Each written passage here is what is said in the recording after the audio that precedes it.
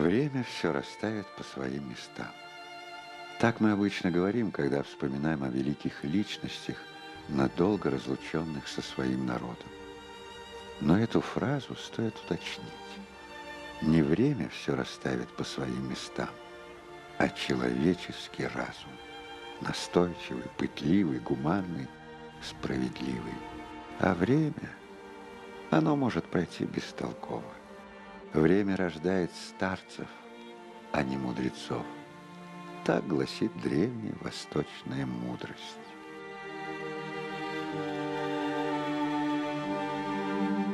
Гаяс Исхаки. Человек, чей облик так отчетливо проступает на горизонте татарской истории XX века, но все-таки нами еще не познанный. Долгие годы Гаяс Исхаки был недоступен нашему читателю. Мы толком о нем ничего не знали. Однако, когда я в свое время просматривал газеты и журналы начала XX века, я все время удивлялся. Куда ни глянь, везде Гаяс Исхаки, а упоминать о нем не положено. А если упоминаешь, то подразумевая врага. Но золото, как его ни закрашивай, все равно останется золотом. Он и литератор, и драматург, и прозаик, и ученый, и журналист, и политик. Все это объединяло в себе кипящая, вулканическая личность Гаяса Исхаки. Начало XX века. Удивительный период татарской истории, породивший великое племя титанов.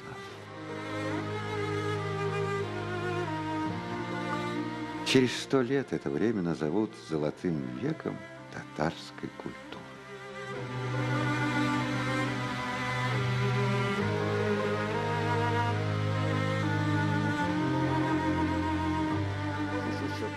В эти годы веками униженный, лишенный всяких прав татарский народ начал просыпаться. Он начал интересоваться своей историей, смотреть на опыт других народов и в конце концов задается вопросом. Всевышний дал нам жизнь, явил нас в этот прекрасный мир, но почему мы хуже других? Почему у нас нет элементарных человеческих прав? И проводником, концентратором этого общего настроения был как раз Гаяс Исхаки. Сами писатели, и тот же Тукай, и Фатых Амирхан, они во многом признавали лидерство Гаяса Исхаки в различных вопросах. Например, известная фантастика, публицистическое эссе «Исчезновение через 200 лет», появившееся в 1904 году, указывала на те причины, которые приведут к исчезновению татарского этноса: засилие консервативных мул, существование старометодных медресе, нежелание учиться в русских школах, нежелание изучать русскую культуру и не доводить все дела до конца. Вот эти самые главные причины, которые Исхаки называл причинами будущего исчезновения татарского народа. Вот это произведение, по признанию Амирханова, полностью перевернуло его мировоззрение, указало ему путь работы. И, наверное, не случайно, что именно вот с этого времени Фатых Амирхан активно включается в шакиртское движение, впоследствии создает газету «Аль-Ислах», которая ратовала за радикальную реформу образования, за мгновенные изменения в национальной жизни, революционные. Естественно, вот этот вот дух такой, его жесткость в анализе Гаяса Исхаки, она оказала огромное влияние на формирование татарской светской интеллигенции.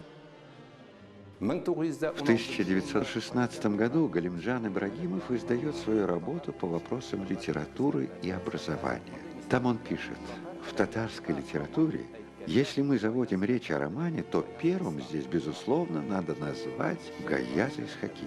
Затем очередь доходит до драмы. И здесь выясняется, что первым в этой области оказывается опять же Гаяс Исхаки. При этом следует учесть, что Галимджан Ибрагимов был оппонентом Гаяса Исхаки.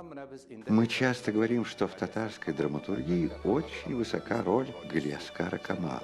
Но если посмотреть объективно, то все-таки Гаяс Исхаки сделал больше, чтобы поднять нашу драматургию на должный уровень. С его именем следует связывать и первые шаги татарского профессионального театра.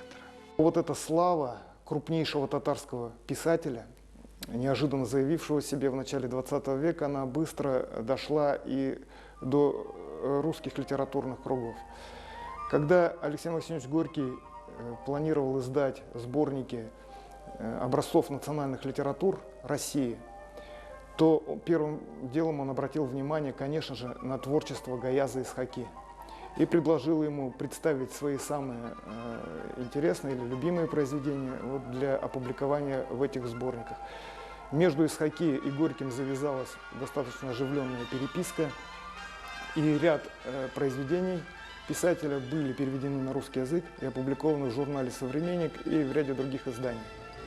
Таким образом, Гаяз Исхаки стал первым татарским писателем, который вот так вот массово был представлен современному ему русскому читателю. Русская критика, русская пресса прямо называла Исхаки основоположником татарского литературного языка и самым ведущим литератором татарского народа этого периода. Известно, что Гаяз Исхаки был влюблен в русскую литературу. По его словам, без Тургенева и Толстого он вряд ли состоялся бы как писатель. Их влияние ощутимо во всей татарской литературе начала XX века. Однако, если вчитаться в прозу Гаяза Исхаки, там Тургенев уже не пахнет. Это уже нечто другое, ни на что не похожее. Это могучая, древняя сила, прорывающаяся из прошлого, как трава из земли. Сила древнего народа, просыпающегося на глазах, воплощенная в слове. Исток этой силы – татарская деревня. Удивительный, неиссякаемый поставщик талантов, как 100 лет назад, так и сейчас. Гаяз Исхаки родом из деревни Яуширма Чистопольского района.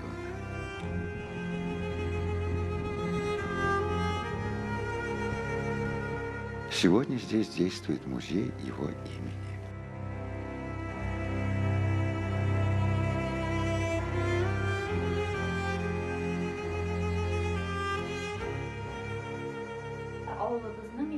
Наша деревня называется Яуширма.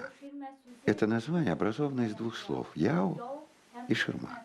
Слово «яу» означает войну, противостояние, а слово «ширма» означает защиту, убежище от этой войны. В 1552 году в деревню пришли русские и крестили ее жителей. Многие события, связанные с историей родной деревни, нашли продолжение на страницах произведения Гаяза Исхаки. В основе пьесы «Зулейха» один из самых трагичных ее периодов – насильственное крещение. Не случайно, что вот это произведение долгое время было запрещено цензурой, и только лишь после февральской революции было получено разрешение на его постановку на сцене татарского театра. Режиссером этой постановки стал Габдулла Кариев. Специально для этой трагедии впервые в истории татарского театра был приглашен композитор Султан Габаши, который написал специально музыку для этой трагедии. И вот эта постановка, она с успехом, с громадным успехом прошла на сценах Казани, всех крупнейших городов России. Все гастроли татарского театра были немыслимы без этой трагедии. И в каком-то смысле этот спектакль, эта пьеса, она в каком-то смысле объединила вновь уже на новом этапе в 1917 году разные силы татарского общества, и те, которые исповедовали социализм, и те, которые относились к либералам, и консервативное, и прогрессивное духовенство. Всех объединило вокруг идеи спасения нации. В начале 90-х пьеса «Зулейха» возвращается на сцену. В Камаловском театре ее ставит режиссер Прозат Исанбет. В те же годы на сцене Уфимского татарского театра «Нур» ее ставит режиссер Байрас Ибрагимов. А недавно к этой пьесе обратилось и национальное кино. Иссемегесенщик. Зулейха. Ширкау кушкан исемегезен сорыйбыз. Мулла кушкан исемемне генә беләм. Когда я прочел первый раз эту пьесу, я был в шоке, потому что об этом никогда не говорилось в учебниках и со слов учителей никогда не озвучивалось, как это все происходило.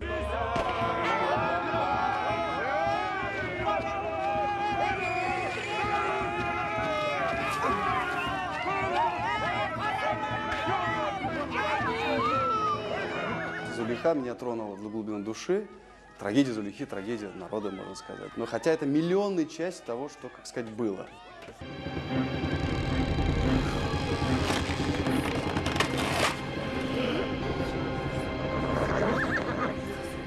Внутренний страх, который передавался генетическим образом из поколения в поколение, в конце концов превратился в некий комплекс второсортности.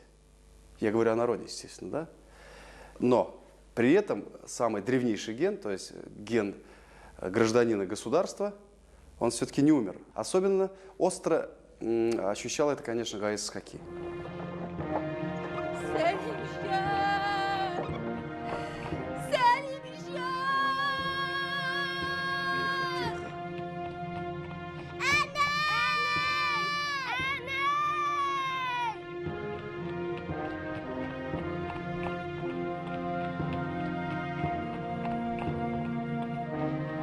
Если заглянуть в архивы Казанского губернского жандармского управления, то там найдутся десятки дел, в которых имя Исхаки фигурирует как особо опасного человека, неблагонадежного в политическом отношении лица. Но у него там существует масса ориентировок, характеристик. А осведомители, как правило, это были близкие товарищи самого Гаяза Исхаки, его соратники, которые так или иначе сотрудничали с жандармским управлением. В этом нет ничего удивительного. Они так характеризовали Гаяза Исхаки как человека очень эмоционального, невыдержанного, горячего, готового отстаивать свою точку зрения в любой форме и исповедующего крайне националистические взгляды. Мы глядим на них через столетия. Отчаянные, авантюрные, не знающие компромиссов, радикалы, националисты. Звучит устрашающе. Но давайте вглядимся в этих молодых людей повнимательнее. Да, они не хотели компромиссов. Они не хотели половины свободы. Они хотели все сразу, поскольку за их плечами было 4 века унижения и бесправия.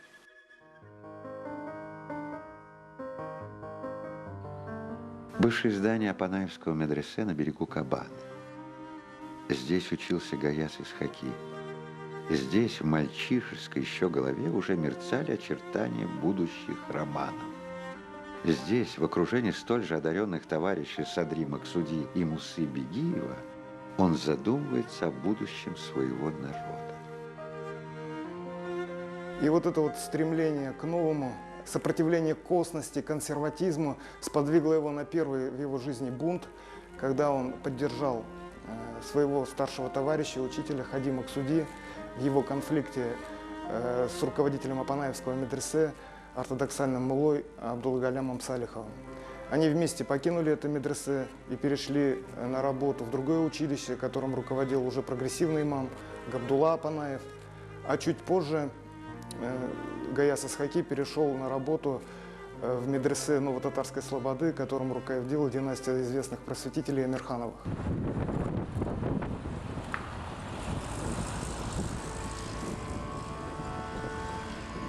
Город Чистополь. Здесь Гаяз Исхаки учился в медресе, приехав из родной деревни. Но в этом городе есть более значительное место, связанное с биографией Гаяза Исхаки. Знаменитая Чистопольская тюрьма, где Гаяз Исхаки отбывал срок в 1906 году. Это одна из вех его политической биографии, в которой мы увидим сплошные тюрьмы, нелегальные квартиры, явки, фальшивые паспорта, побеги, ссылки, словом, полной опасности и приключений жизни.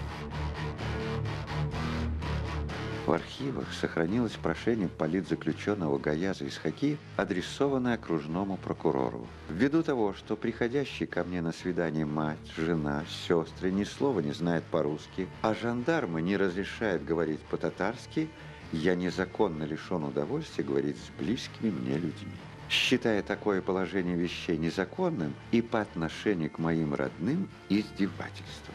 Прошу принять меры о разрешении мне свидания на татарском языке.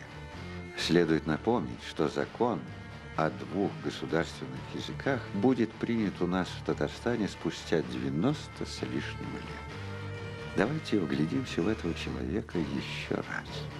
Мы называем его националистом, но по большому счету национализм Гаяза Исхаки заключается в требовании равных прав и ни в чем другом.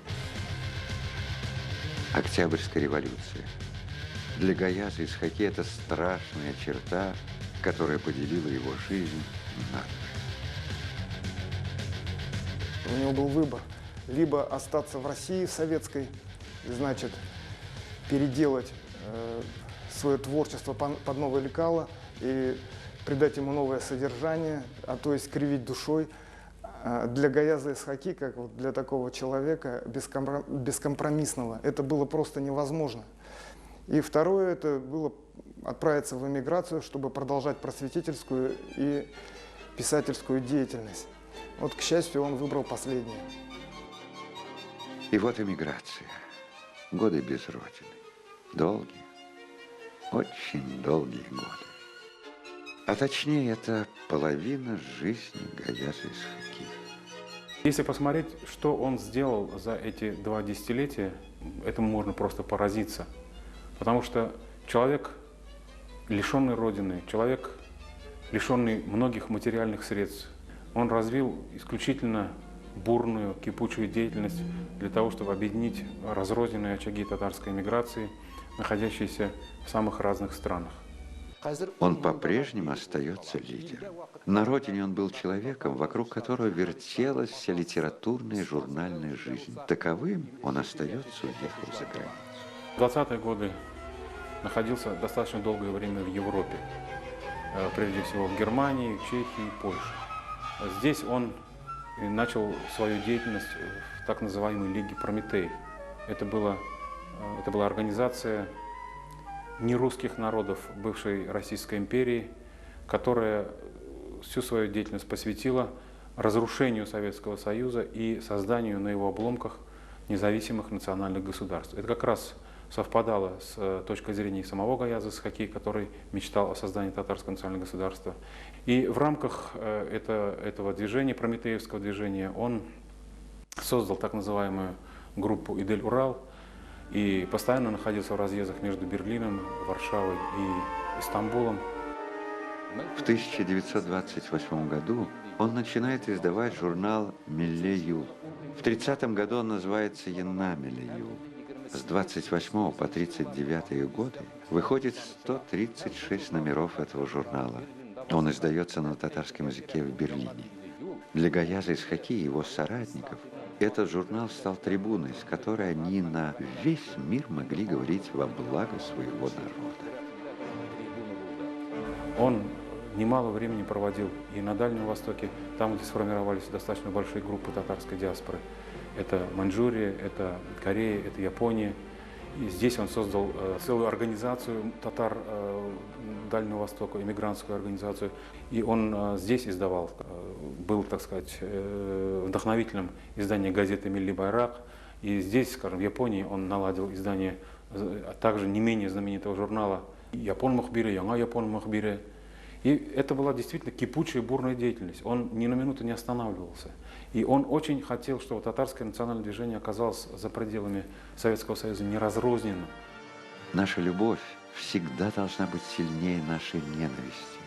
Нужно любить Россию больше, чем ненавидеть революции и большевиков. Так сказал русский философ, эмигрант Николай Пердяев. Нет сомнений, что Гаяз Исхаки по отношению к своему народу рассуждал точно так же. Любовь к родине была гораздо сильнее ненависти. Здесь необходимо сказать, наверное, о том, что он получал деньги, финансовые средства и от польского правительства. И в этом, мне кажется, нет ничего зазорного. А как он должен был поступить иначе? когда он лишен родины, когда у него нет средств. Если ему предлагают средства, и он может их посвятить своей цели, почему этими средствами не воспользоваться? Всем хорошо известен пример, который когда-то в советское время либо замалчивался, либо полностью отрицался. Владимир Ильич Ленин в свое время он получал средства от Германии, финансовые средства. Партии большевиков финансировались германским правительством. Произошла Октябрьская революция, в конце концов был подписан Брестский мир, и Россия вышла из войны. Так что Германия добилась своей цели. Исхаки предложила помощь Польше. Ну, за спиной Польши, понятно, стояли такие большие державы, как Англия, Франция. Они видели в Польше своеобразное буферное государство.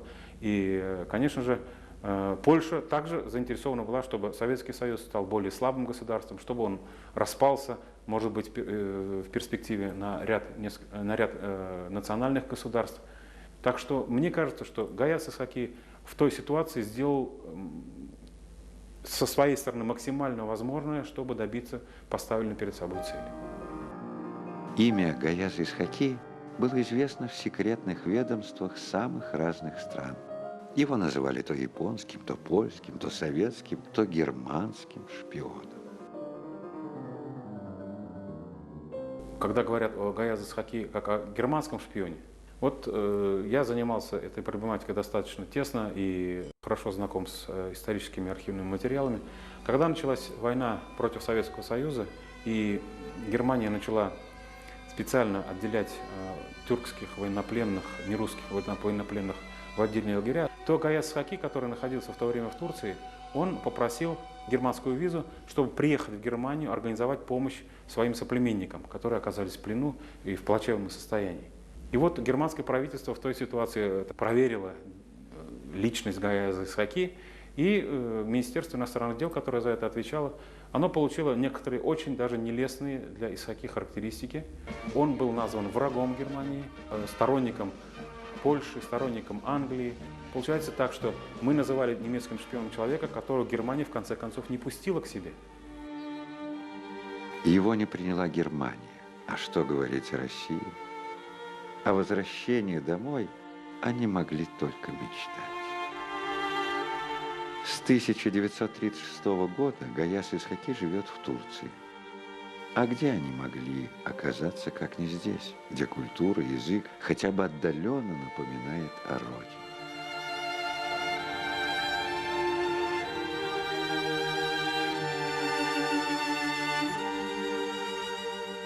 Кладбище Эдирне-Капи в Стамбуле.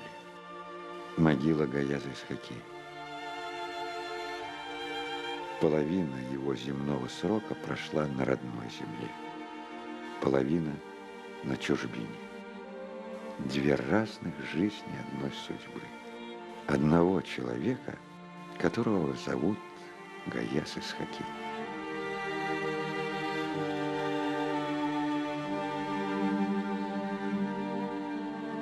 Время все расставит по своим местам. Но мы уточним. Не время, а человеческий разум. А значит, мы, воздающие каждому по заслугам. А время, оно может пройти бестолково. Время рождает старцев, а не мудрецов.